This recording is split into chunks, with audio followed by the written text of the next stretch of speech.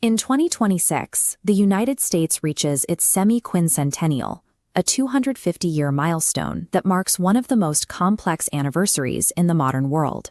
For most of its history, the 4th of July has occupied a single 24-hour window.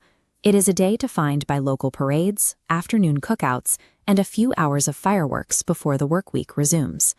The 2026 milestone, branded as Freedom 250, breaks that cycle by launching a year-long national mobilization that involves every federal agency and all 50 state governments.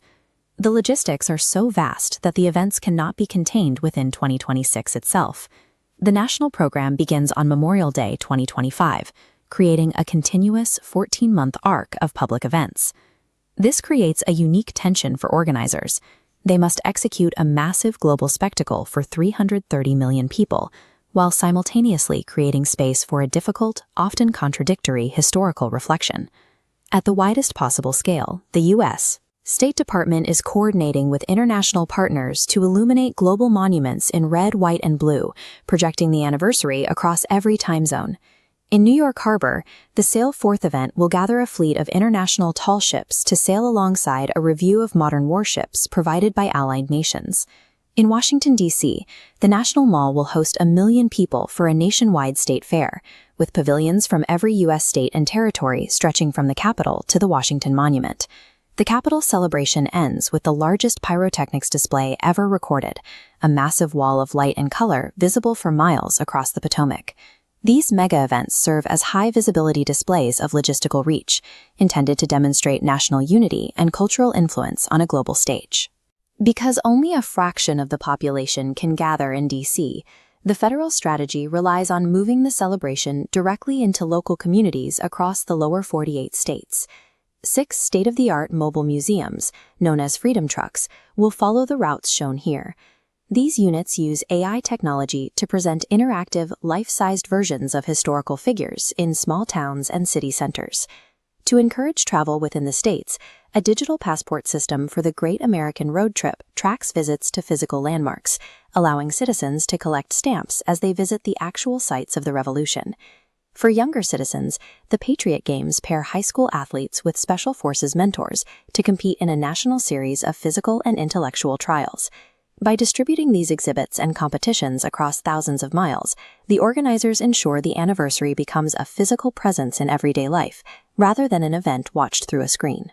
Eventually, the celebration moves past government planning and into the most intimate level of American life, the neighborhood backyard. This is where the holiday is grounded in sensory details: the smoke from a grill, side dishes like macaroni and cheese, and kids running through lawn sprinklers to escape the July heat. At dusk, the community takes over the performance.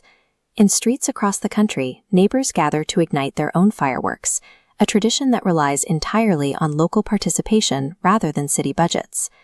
The government is now encouraging this specific ritual to go global. Through the America 250 Family Barbecue Program, Americans living overseas are inviting their local communities to join in this personal style of celebration. These decentralized rituals of food and friendship are what sustain the holiday's cultural relevance, regardless of what is happening on the National Mall. But these moments of shared celebration are only possible because of a much older struggle. At Arlington National Cemetery, the noise of the holiday fades for candlelight storytelling, where the focus shifts to the individual soldiers who secured these traditions. The documents that started this journey were not safe political statements. In 1776, signing this piece of paper was an act of treason. Those founders signed a radical promise of equality they didn't yet intend to fulfill.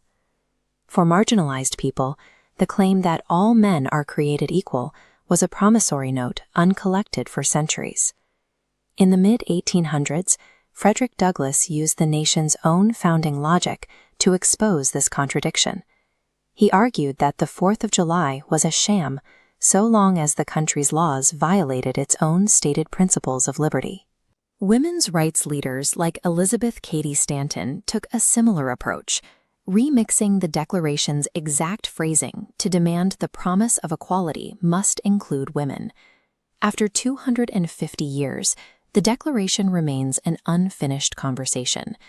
The 2026 milestone provides a chance to recognize that the work of fulfilling those radical 1776 promises continues with every new generation.